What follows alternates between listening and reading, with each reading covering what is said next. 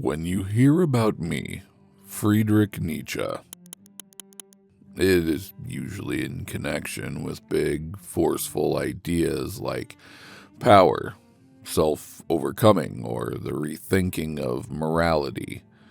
But if you look at how I actually lived, everything becomes a bit more complicated. My life was shaped by tragedies, one after another.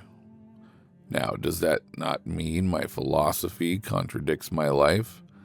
But you simply can't understand one without the other. So instead of treating me as just a set of ideas, it is worth asking a different question. What kind of life produces a philosophy like this? As you probably know, I was born in 1844 into a Lutheran family in the small Prussian town of Rocken. My father was a pastor, and religion structured the entire environment I grew up in. But that structure did not last long. My father passed away when I was around 5 years old, after a prolonged period of illness that had left him bedridden for nearly a year. That meant that from the very beginning, my life was marked by a close encounter with fragility and death, which, if you know anything about where my philosophy eventually went, is genuinely difficult to treat as coincidental. After that, I was raised by my mother and sister in a household that was shaped by religious values and expectations. Later, when I became one of the most aggressive critics of Christian morality in the history of Western thought, that background would become even more obvious, but we'll get to that later. I was exceptional as a student from early on, and by my early 20s, I was already standing out enough that at just 24, I was appointed professor of classical theology at the University of Basel, without even having completed my doctoral dissertation. The university waived on the basis of my published work alone. On the surface, things looked genuinely promising. But there was another factor running alongside all of this that never went away. I dealt with persistent physical problems, severe migraines that could last for days, deteriorating eyesight that made reading and writing increasingly difficult, and digestive problems that left me bedridden for stretches at a time. By my late 20s, I was already spending weeks each semester unable to teach. The university that had appointed me as a prodigy was watching me slowly become unable to function within it, and I myself was beginning to understand that the conventional academic life I had entered so successfully was not going to hold. Now, before we reveal the two figures who were the biggest influences on my work, make sure to subscribe to our channel and hit that like button below this video. Alright, back to our topic. Arthur Schopenhauer left a strong impression on me with his emphasis on suffering and pessimism. You can feel that influence running underneath even my most defiant writing, the sense that the world as it presents itself is not to be trusted. But then there was Richard Wagner, whose work I initially admired so deeply that I spent weekends at Wagner's home in Tribschen and dedicated my first book, The Birth of Tragedy, partly to him. I describe those visits as among the most important experiences of my intellectual life. By the time I left academia, I was already moving away from the influences that had shaped my earlier thinking. My health had deteriorated to the point where I could no longer reliably fulfill my duties, and in 1879 I resigned from my position at Basel on medical grounds. I was 34 years old. The university granted me a modest annual pension of 3,000 francs, and I left with no institutional home, no fixed address, and no clear sense of what the rest of my life was going to look like. What followed was one of the stranger existences in the history of philosophy. For the next decade, I was moving between small towns in Switzerland, the Italian coast, and the south of France, choosing locations almost entirely based on what my health could tolerate at any given time. My social world considerably narrowed during this period, and if you have spent any prolonged stretch of your own life dealing with chronic illness or isolation, the texture of these years will be recognizable.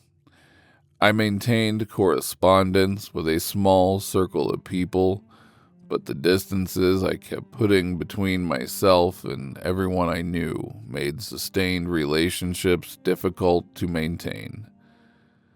The most discussed episode involves Lou Andreas Salome, a 21-year-old Russian intellectual whom I met in Rome in 1882 and was immediately struck by. I made my first proposal of marriage through their mutual friend Paul Rie, who was himself in love with Salome, and delivered the proposal despite his own feelings. She declined. The three of us then spent several months traveling together across Europe in an intellectual friendship that eyebrows were raised at from multiple directions, culminating in a now famous photograph taken in Lucerne, in which Salome sits in a small cart holding a whip over me and Rie. What you might not know, however, is that I myself helped stage the photo, finding it amusing. Then I proposed the second time, again through an intermediary. She declined again. The friendship collapsed shortly afterward, and the emotional aftermath left me in one of the deepest lows of my adult life. During all of this, I was producing the work I am actually known for, Beyond Good and Evil, on the genealogy of morality, Twilight of the Idols, all of it written during years of chronic pain, social isolation, and almost complete public indifference. My books were selling in the hundreds, not the thousands.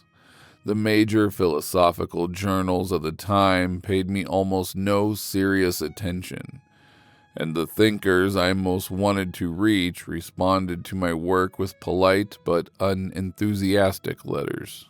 Now, don't get me wrong, I was not a misunderstood genius being overlooked intentionally. I was simply not on anyone's radar yet.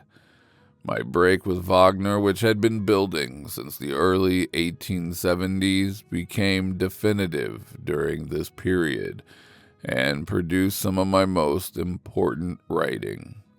I came to see Wagner's nationalism, his anti-Semitism, and his hunger for mass adoration as embodying precisely what his own philosophy was arguing against: the subordination of genuine creative force to the approval of the crowd.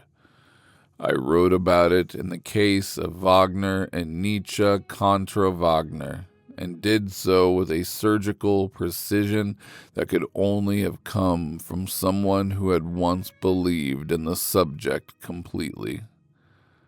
The break cost me one of the most significant relationships of my intellectual life, and gave me the material for some of my clearest thinking. Unfortunately, in January 1889, something broke.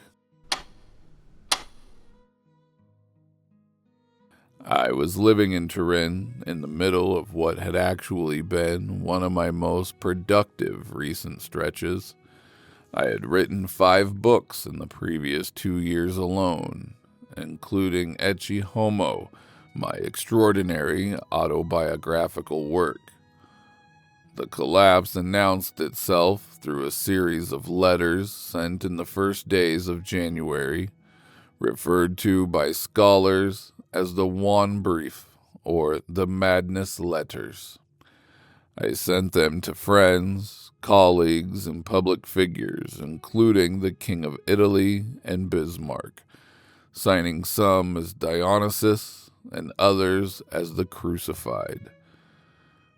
My longtime friend, Franz Overbeck, a theology professor in Basel who had known me for years and immediately recognized that something was catastrophically wrong, traveled to Turin as quickly as he could and found me in a state of complete psychological disintegration. I was brought back to Basel and admitted to a psychiatric clinic. From that point forward, I never returned to the intellectual life in any meaningful sense.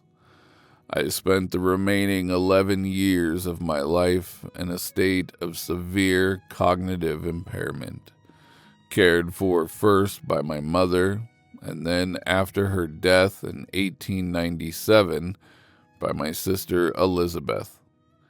I died in Weimar on August 25th, 1900, at the age of 55. The precise cause of my breakdown has never been definitively established, but theories have included a hereditary brain condition, a tumor, tertiary syphilis, and CADASIL, a genetic vascular disorder that causes progressive deterioration of the brain's white matter. My sister Elizabeth managed what followed, but if you think she did so because she loved her brother, you couldn't be more wrong. She was the one who made me famous, but the version she made famous was not entirely mine. Elizabeth controlled access to my archive, selectively edited my correspondence, and assembled unpublished notebook fragments into a book called The Will to Power. She presented to the world as my masterwork, when in reality it was an editorial construction that I had never authorized or completed.